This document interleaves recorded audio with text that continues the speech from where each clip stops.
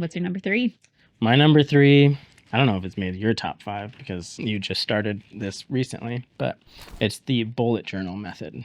Oh my goodness. Okay, can I just say what my number 3 is then?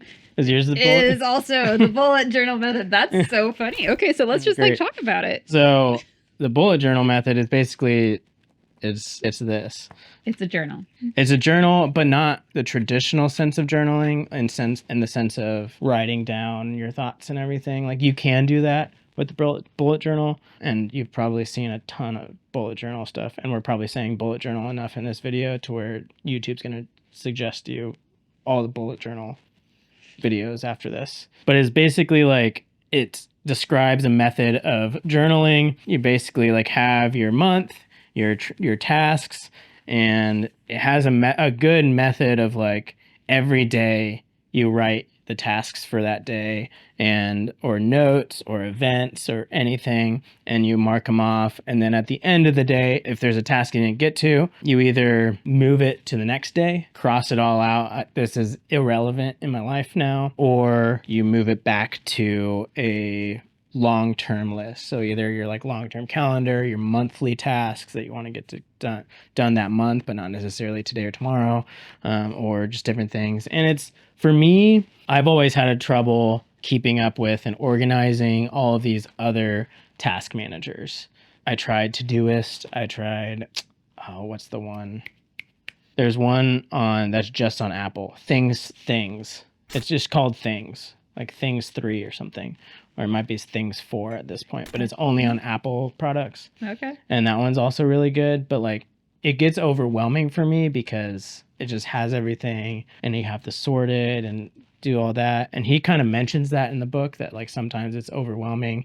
It loses intentionality because it's just so much everywhere, and then it just gets lost and it's still clutter in your brain, but it's not in your life anymore. Like it needs to just be cleared out. You're either moving it forward or getting rid of it. Having to rewrite these tasks every day if you're not getting it done or whatever keeps it at the front of mind of like, okay, do I really need to be doing this if I haven't done it for 3 weeks now and I just keep writing it the next day? Like, you know. Right. So for me, it's like simplified things enough to where like it's really helped me out a lot. Yeah. Impacted my life. Yeah, I'd say I've always been so good at keeping track of things just in my mind. I have never had an issue with that until I had kids.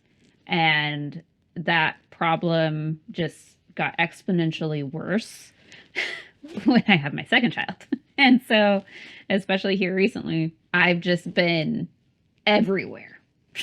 And I feel like I got to a point where I was just overwhelmed. I felt like I had so many things to do, but I wasn't getting anything done. And what this helped me do was keep track of my thoughts. Like I just have a place to jot it down when the fact that we need green onions just pops up into my mind.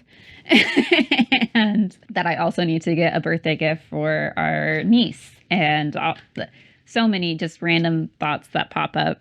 I have a place that I know I will come back to reference it. And it's also not overwhelming.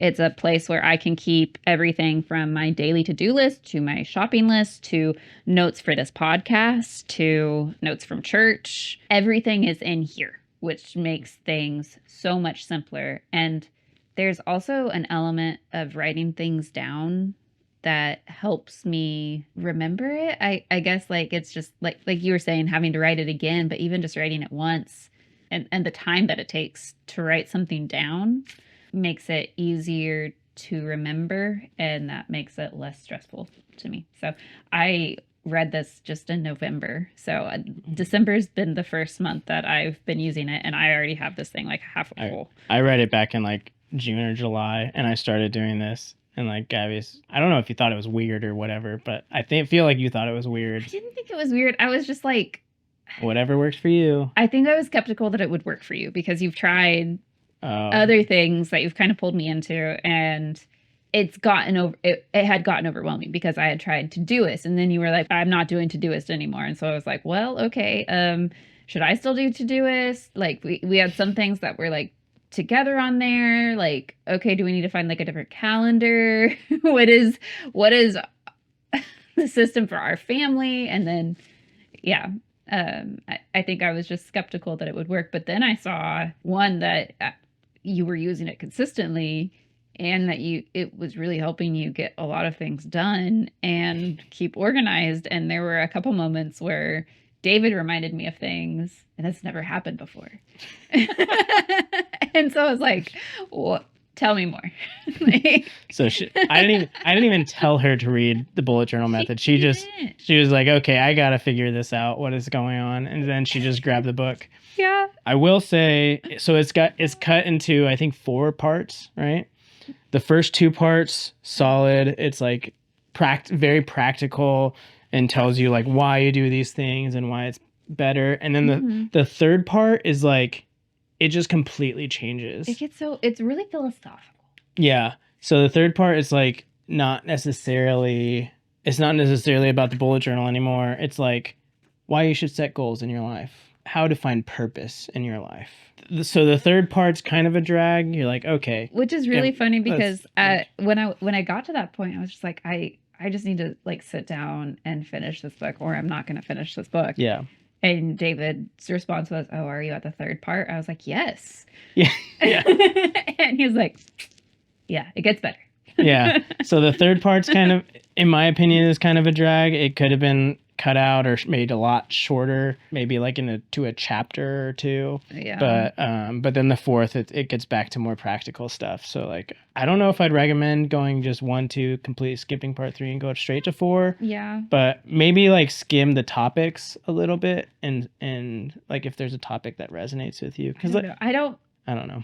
I personally despise doing that in a book. Like if I'm going to read a book, I'm going to read the whole thing. So I do not do that. Just read the whole thing. Just read the whole thing. Just power through it. Just do the whole thing. Yeah.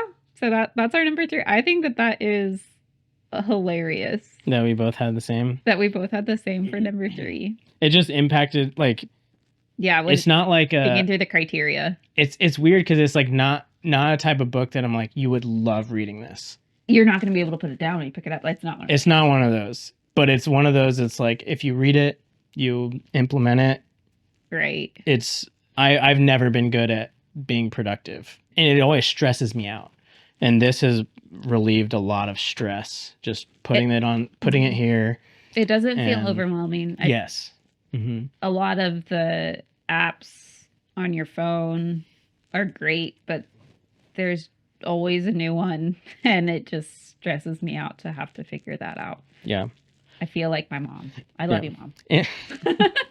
And like you can make it whatever you want. Yeah, and it's very personable and fluid. You can make it as simple as you want, or you can make it as complex as you want. Like that's probably what, like, you're gonna find a bullet journal method YouTube video after this, and they're all completely different. There are a million of them. There's so many, and they all do the journal differently. So like, you can keep it as simple as you want, or you can go like super complex, like Notion level bullet journal, which Notion is insane. That's too much for me.